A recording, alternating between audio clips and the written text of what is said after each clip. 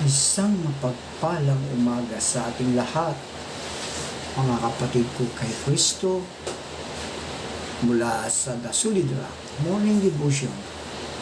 Isang kagalakan na muli tayo ay makapagbulay-bulay sa salita ng Panginoon sa umagang ito. May ilang minutong pagbubulay-bulay ng mga salita ng Panginoon upang papurihan at sambahin ang ating Panginoong Hesukristo.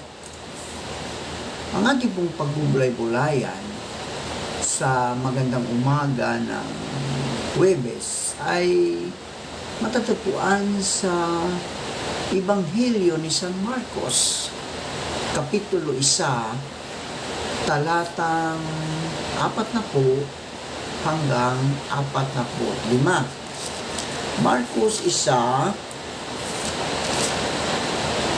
40 hanggang 45. Ito ang sinasabi.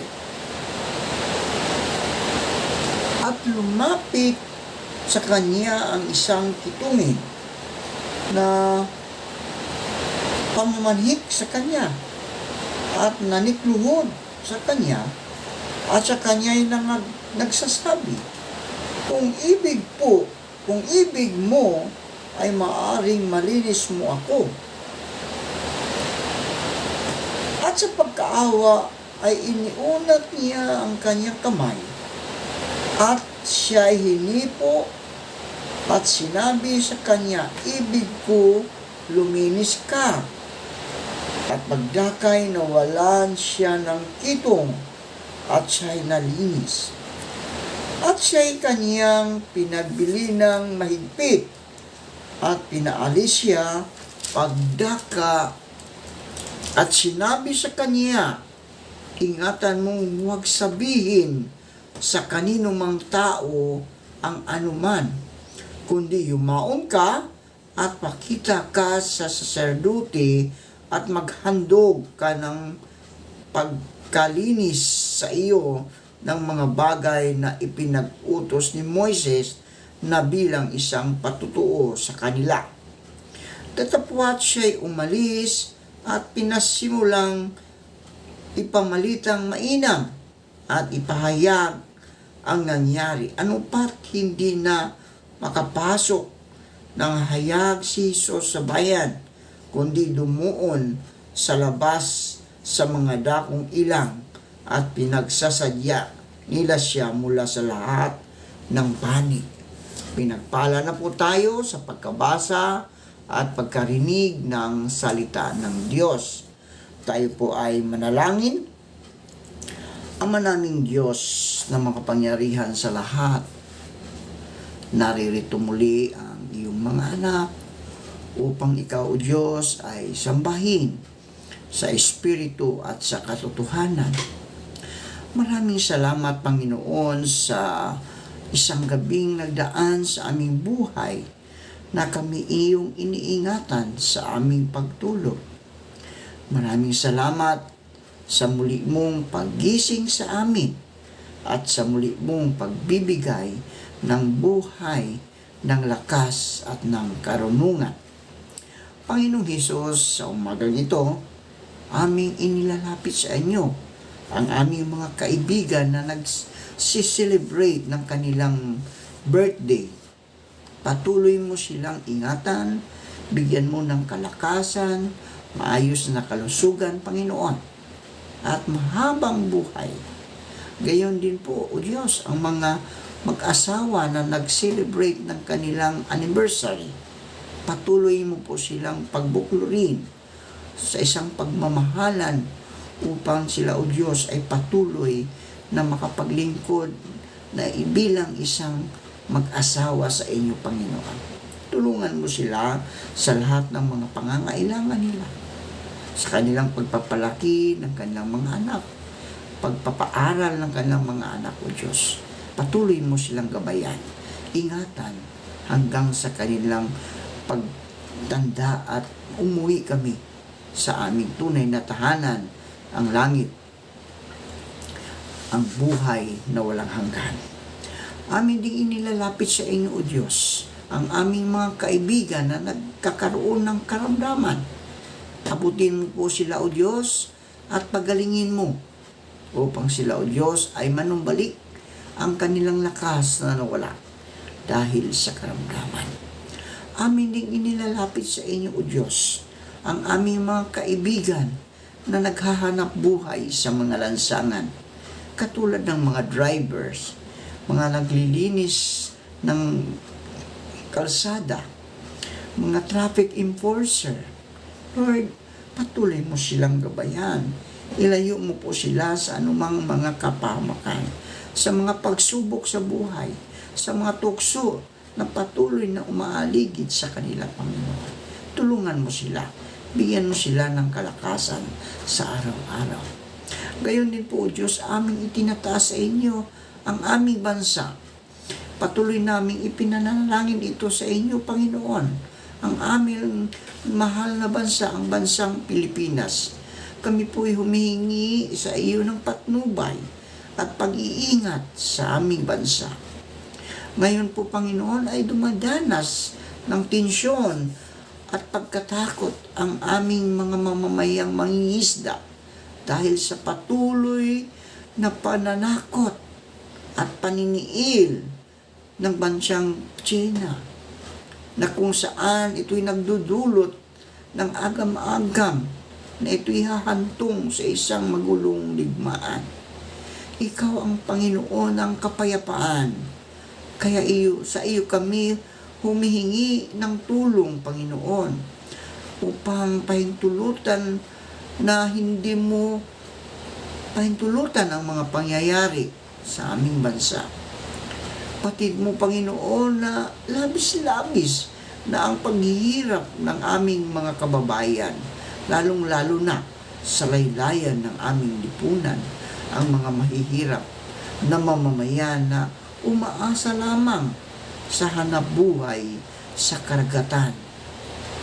Subalit, hindi sila makapagpangingisda, Panginoon, dahil sa matinding banta ng mga Chinese military personnel, maging ang aming mga mahal na opisyalis na aming itinalaga, iniluklok sa kanilang mga upuan diyan sa pamahalaan, ay para bagang hindi nila naririnig ang mga kalagayan. Panginoon, dalangin kong pag-isahin mo ang puso at damdamin ng bawat Pilipino upang harapin ang pagkakaisa ng aming kalagayan. Panghahawakan nawa ang bawat isa sa amin, ang aming kalagayan upang hindi ito, o kalayaan, Panginoon, upang hindi ito mawala sa amin. Napakasarap mamuhay ng may kapayapaan kahit may mga pagsubok, tukso. Kaya kami, O Diyos, ay patuloy na lumalapit sa inyo, na ikaw, O Diyos, ang kumagitna sa aming kalagayan. Kaawaan mo ang aming bansa. Patuloy mo nawang ipadama sa iyong mga anak bilang isang bansang na ikaw ay kasama namin sa aming pakikibaka tungo sa isang mapayapang bayan. Panginoong Diyos, dalangin namin na hipuin mo ang mga puso ng mga dayuhang ito upang ikaw ay mangusap sa bawat isa sa kanila. Amin ding inilalapit sa inyo, O Diyos, ang aming mga kaibigan na nagtatrabaho sa ibang bansa, ang mga OFW. Patuloy mong ingatan ang kanilang mga buhay sa ibang bansa, Panginoon. Kung sila man ay naroon sa lugar na mayroong gera, ikaw, Diyos, ang pumagitna sa kanila. Proteksyonan mo sila, Panginoon, upang sila, Diyos, ay hindi mapahama. Maging ang kanilang mga amo, Panginoon, pupuunin mo po ang kanilang mga puso upang sila, O Diyos, ay makapagbigay ng kalayaan, manambahan, Panginoon, sa iyo, O Lord. Amin ding inilalapit sa inyo, Panginoon, ang aming mga kababayan na naghahanap ng trabaho. Ito man ay lokal o abroad. Naway makasumpong sila ng magandang trabaho sa tulong ng iyong banal na Espiritu upang sila, O Diyos, ay magkaroon ng hanap buhay. Maraming salamat, Panginoon, sa mga katugunan, sa aming mga panalangin, sa pangalan ni Jesucristo na aming Diyos at tagapagligtas. Amen. Ibig ko gumaling ka. Yun po ang pamagat ng ating mapagbulay-bulayan ngayong umaga. Sa nabasa po natin sa Ebanghelyo ni San Marcos, ay tungkol ito sa pagpapagaling ni Jesus sa isang kitungin na kung saan ay nahabag ng lubos si Jesus nang sabihin po ng kitungin sa kanya, kung ibig po ninyo'y mapapagaling ninyo ako. Mga kaibigan, sa ating pong buhay, hindi lamang sa pisikal na karamdaman tayo ibig mapagaling ni Jesus. Marami po sa atin ang may spiritual illness. Sa totoo lang, mga kaibigan, mas mahirap hilumin ang spiritual illness kisa sa physical illness. Ang tanong, bakit po ganon? Dahil marami po sa atin ang ma-pride, no? Yung pride. Ma-pride sa kasalanang nagawa. Ayaw nilang magsisi sa kanilang mga kasalanang nagawa. At yung iba, humihingi ng tawad. Ang mga taong humingi ng kapatawaran. No? Subalit, sila ay mapagmataas. Ayaw nilang magpatawad. At pinapahirapan pa nila ang mga ito. Sa nabasa po natin sa Ebanghelyo, mga kaibigan, ay tayo ay inimbitahan ng Panginoong Hesus na lumapit tayo sa Kanya at sabihin po natin, Panginoon, ibig po namin pagalingin ninyo kami. Pagalingin niyo kami. Tanggalin na po ninyo ang aming mga pride, ang karamdaman ng mapagmataas. At tulungan mo po kami tanggapin ang iyong pagpapagaling sa aming mga puso. Isipan na ang sa gayon, makamit po namin ang kapayapaan ng Diyos. Mga kaibigan, talagang ayon ni San Marcos, tayo po ay may karamdamang spiritual. Yan, sabi nga, naroon yung ang pride. Kahit tayo ay nagkasala, i-justify pa rin natin na hindi tayo nagkakasala. Bakit? Ayaw natin humingi ng tawad. No? Ayaw natin humingi ng tawad. I-justify pa natin. Kahit nagkamali na tayo. Kaya, mga kaibigan, lumapit tayo sa Panginoon. Humingi tayo ng kapatawaran upang tayo'y patawarin sa Kanya. At tayo din ay magpatawad sa ating kapwa kung sila man ay humingi ng tawad o nagkasala sila sa atin. Diba, mga kaibigan? Kasi ang pagpapatawad natin sa ating kapwa ay pinatawad na rin tayo ng Diyos sa ating mga kasalanan. Di ba? Tayo ay makasalanan. Kaya nga, si Jesucristo ay isinugo niya ang kanyang kaisa-isang anak upang tayo'y tubusin. No? Siya'y naghirap doon sa cross ng Kalbaryo. Mga kaibigan, tandaan natin, dapat tayo ang naroon sa cross, nakabitin, no? Nakabitin o nakabitan. Dahil tayo ang nagkakasala. Pero hindi. Dahil mahal tayo ng Diyos, hindi niya pinabayaan na ang kanyang mga anak ay maghirap. No? Hindi niya pinabayaan. Bagkus, siya ay nogo niya ang kaisa-isa niyang anak upang tayo tubusin doon sa krus ng Kalbaryo. Diba?